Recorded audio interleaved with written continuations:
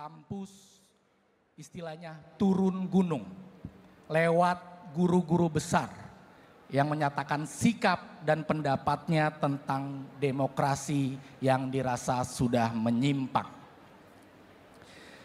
Pertanyaannya, sebagai akademisi, sebagai orang yang juga tumbuh dalam aktivisme kampus, gimana tanggapan Pak Anies tentang fenomena banyaknya kampus dan guru besar yang turun gunung menyatakan bahwa ini darurat demokrasi? Silakan Pak Anies. Ya, ketika kita berada di dalam sebuah sistem politik, demokrasi apalagi, ada saluran-saluran yang dipakai untuk menyuarakan aspirasi masyarakat. Di mana itu DPR, partai politik, itu adalah saluran-saluran yang menyuarakan aspirasi rakyat. Nah, ketika saluran-saluran itu berfungsi, maka kampus akan konsentrasi pada urusan pendidikan, pada urusan penelitian. Kenapa? Karena proses politik berjalan. Apa yang jadi aspirasi diproses. Oke, ketika yang menjadi aspirasi publik itu tidak diungkapkan lagi oleh partai-partai, tidak lagi diungkapkan lagi oleh dewan, dan yang terjadi justru penseragaman, makin hari makin perseragaman, makin hari makin perseragaman, di situ ada yang disebut sebagai kemampatan. Ketika kemampatan terjadi, maka aspirasi itu mencari jalur baru. Dan kampus selalu menjadi artikulator ketika aspirasi itu mampet. Jadi ketika kampus-kampus itu menyuarakan pendapat, itu artinya ada aspirasi yang kuat, yang mampet, yang tidak diutarakan di dalam channel-channel politik yang ada. Nah, didengar. Di situ kemudian kampus bergerak, kampus menyuarakan.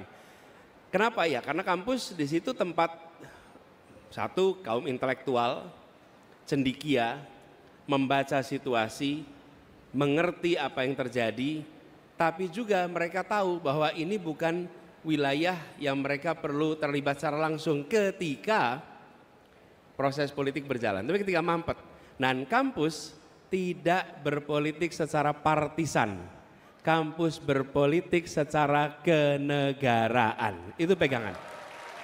Jadi ketika kampus mengungkapkan, jangan pernah tuduh partisan, karena kampus itu berisi pandangannya beda-beda.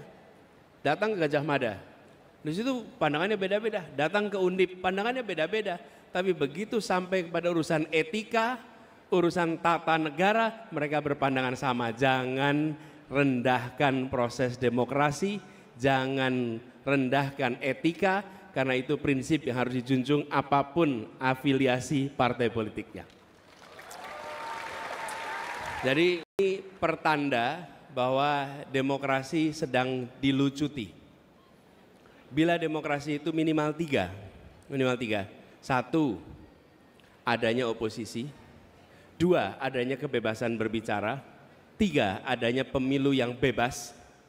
Maka kita menyaksikan kebebasan berbicara, kita mengalami penurunan yang luar biasa. Kalau tidak ada penurunan, tidak ada kaos-kaos bertuliskan Wakanda Nomor Indonesia Forever. Ya, itu ungkapan mencerminkan situasi. Yang kedua adalah oposisi. Kita menyaksikan yang mengambil posisi kritis pada negara, kalau bahasa Jawanya dikuyo-kuyo. Ini ada Bu Reri di sini, Ketua DPW Nasdem Jawa Tengah. Nah, ini Bu Reri. Jadi merasakan betul ketika mengambil posisinya tidak selalu sejalan, merasakan digoyok-goyok. Padahal oposisi kan harusnya memiliki kesempatan yang sama, bukan?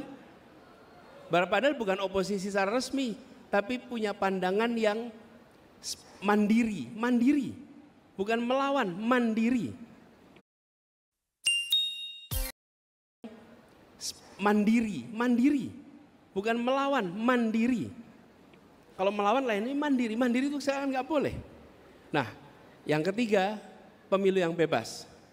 pekan depan kita akan menyaksikan apakah Indonesia akan keluar dari proses 14 Februari sebagai negara demokrasi yang matang atau negara yang demokrasinya mengalami kemunduran 14 Februari besok. Dan kita yang di sini punya tanggung jawab konstitusional menyelamatkan demokrasi pada saat pemilu 14 Februari besok. Baik. Jangan biarkan pemilu itu diambil alih oleh mereka-mereka yang ingin melanggengkan ketimpangan di Republik ini.